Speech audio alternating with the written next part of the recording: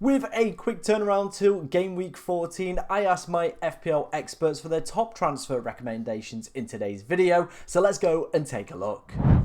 Now, before we dive into today's video, of course, if you do enjoy any of the content that you see on the channel, please be sure to like, comment, and subscribe, as we are trying to hit 11,000 subscribers by the end of the season, and it is only possible with your amazing support. First off, let's dive into two players that were very, very heavily recommended. It is going to be Cole Palmer and it is going to be Bukayo Saka. Both of these players about to go into really, really explosive runs, and I think alongside Salah, these two are probably the other premiums that you need in the squad. Obviously, we saw today that Manchester City and Erling Haaland are looking off the pace. I know the next two fixtures are pretty decent, but if there was any time to sell Haaland, it probably is going to be now, with the fixtures taking a little bit more of a difficult turn.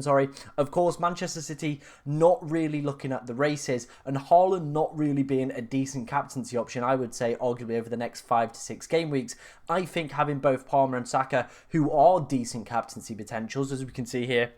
Of course, Palmer away at Southampton is a brilliant fixture and probably going to be the best captain for game week 14. And I think having all three of those options as well, Saka, Palmer, and Salah, I think gives you a route to pretty much the best captain every single week for the best kind of probably the 5 game weeks coming up for me personally. So I'm in complete agreement with my FPL experts on this one. I think Cole Palmer slightly edges it in terms of importance over Saka for this game week, of course with that Southampton away fixture, and obviously for the captain's appeal for this game week. So I think if I was to pick between the two, I probably would be going Cole Palmer over Bukayo Saka for this week if I only had to pick between the two right now.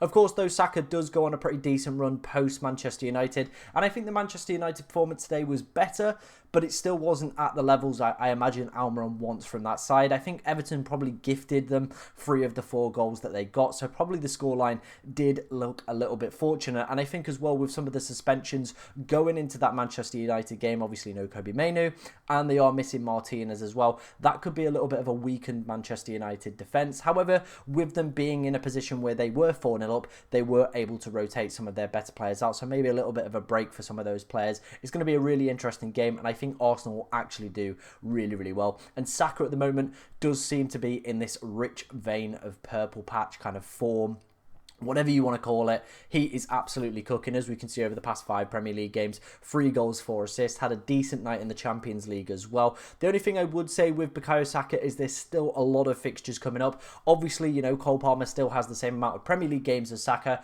but there is a Champions League round next midweek. Then the following week, there is the Carabao Cup round as well. And Saka is somebody that doesn't usually sit these games out. If he's fit and available, Arteta will play him continuously. So that is the only kind of negative I would say on potentially bringing in Bukayo Saka. But if I was to pick between the two, which one would I go for to bring in this week? I think it is going to be Cole Palmer, purely down to captaincy, and I imagine he probably will be the most captain player going into this game week. But having him, Salah and Saka seems like a pretty good deal to me at the moment. So I'm a big fan of both of these recommendations from my experts. Let's move on to the next player then. It is going to be Jarrod Bowen. Obviously, if you've been around this channel for probably more than a season, you know that I have a massive soft spot for Jarrod Bowen. Of course, Brian Mbeumo, him and Brentford's fixtures do take a little bit of a turn. I think Villa away isn't the worst fixture to be going in. I think that's only 1 win in 8 for Villa so far, so they're not obviously doing exceptionally well, and Mbeumo could still be a player that you could hold on to. We obviously spoke about that within the transfer targets videos. However, with a really, really exciting run like that for Jarrod Bowen, playing Leicester, Wolves and Southampton, 3 of arguably the worst defences in the league for XG conceded, I think I've just got to take a punt on him. Go for Jarrod Bowen. I know West Ham haven't quite been the same team that they were maybe 2 seasons ago under David Moyes. They're still yet to really find their feet for me, to be honest. But this run of 5 games here probably is going to be a decent stretch where they will be able to kind of flex their muscles a little bit. And I do feel like somebody consistent for minutes over a busy festive period, somebody like a Jarrod Bowen, is absolutely ideal. So yeah, again, I'm in pretty much solid agreement with my FPL experts. I think as well, Looking at some of the positions that Bryan Mbeumo has been taking up, it's more like a right wing back role. I do feel when they do obviously go for these more bigger games, they do switch to a 3-5-2, and obviously he usually plays up front with Visser, but I think maybe that could even change. You know, Kevin Schade looking pretty decent at the moment. Of course, they've got Thiago as well available. They might actually just go Visser and Thiago, and Mbeumo still might play this right wing back role. So I do feel like it is the time to hop off Bryan Mbeumo. I do feel like the Villa game, though, could be one that you maybe could still hold on to him for as well because of their recent form. But if I was to pick up anybody this week as a Bryan Mbeumo replacement, it would be Jarrod Bowen. Let's move on to some avoids then. Obviously, you know, we don't just cover buys in this list. Some of my experts were very, very keen to recommend players that you should not be picking up that have obviously been bought in by the masses this week. Ole Reina, definitely one of those. The fixtures are getting very, very difficult for Nottingham Forest over the next few weeks. City and United away back-to-back, and then Villa at home. Obviously, Villa's still not in this great purple patch, but I definitely think the next two probably going to be a void. Nottingham Forest are still quite established towards the top end of the table, which is surprising. They're obviously one of the kind of good fairy tale kind of stories this season. I don't really know how to describe it, but they're the good news, aren't they, within the Premier League at the moment? Of course, they're doing pretty well for XG conceded as well, but with those fixtures coming up, I would not be looking to buy Ole Reina. I think if maybe you can probably bench him over the next few, then maybe just keep hold of him if you've got quite a bit of value built into him. But obviously now he had a price rise last night. I'm filming this on Sunday evening, by the way. He is now up to 4.9 million. He would not be a player I would be looking to invest in for me personally. I'd go back to the transfer targets videos, or of course head over to 11ify, look which teams have decent fixtures coming up, decent clean sheet percentages, and look for value there. Levi Colwill for me is the prime example of that at 4.5 million. A much better pick than going and getting Reina as well. A clean sheet for Chelsea as well today as well. I think that will definitely give them some defensive momentum. And then Kevin Schade. I owned this guy earlier in the year because I thought he's going to play up front with all the injuries they had. He did, and he was garbage. He's managed to somehow get himself a Premier League hat-trick before Bukayo Saka and Marcus Rashford. That's happened, but he's not going to be a player I would be recommending picking up. Now, if he continues to score exceptionally well, then maybe we have to consider it with his low price. But as we saw with, you know, the talk about Bryan Mbeumo, the fixtures are starting to get a little bit more difficult over the next few. I think, you know, Villa and Newcastle, both out of sorts teams at the moment, so maybe could Brentford nick something there? They've been really, really good, especially at home so far this season. The best home record in the Premier League. They are the entertainers of the Premier League as well, so maybe they could nab something in that Villa and Newcastle game. But outside of that, do I really see anything happening for Brentford over this difficult run? Obviously, it does continue to get even more difficult with, you know, Liverpool and teams like that over the festive period. So probably not going to be a player I would be recommending to you guys unless he does continue to deliver. But from what I've seen from him, from watching him as an owner earlier in the season, he's not somebody I'm going to recommend for you guys to go and buy. Right, the final section of today's video, it is going to be the forward section. Obviously, a lot of my experts, they are in the market for forward, so they've recommended a decent amount. We've had Jackson, Watkins, Pedro, Evan Nielsen, Cunha and Larson all flying from them. A lot of people are going to be, of course, maybe looking to downgrade Erling Haaland to go and get a Palmer or a Saka.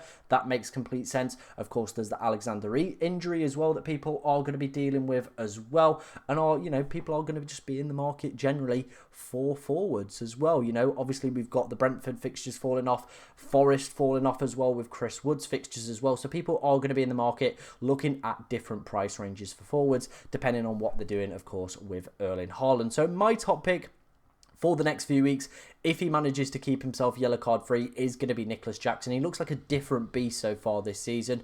12 goal involvements, as you can see, really, really good underlying data. He is playing around 60 to 70 minutes with Nkunku coming on at that period. But for me personally, Southampton up next, the worst team in the league for XG conceded. I'm licking my lips looking at that one, and I think Nicholas Jackson is arguably one of the best strikers to be going picking up. It's a really, really good run that Chelsea have got coming up. I think the Tottenham game at the weekend as well isn't exceptionally difficult. As we all know, Tottenham concede in pretty much every game, unless of course Manchester City are playing them. But yeah, for me, I think Nicholas Jackson is a great buy, so a really good strong recommendation from my expert. Now the next one, it's interesting because Villa aren't in good, like they're not in good form, are they? But 2 home games against teams that are down there in the XG conceded chart. You know, Brentford struggling to keep clean sheets in the moment. Southampton absolutely woeful. Decent goal involvement for Watkins this season. I feel he's kind of been going a little bit under the radar.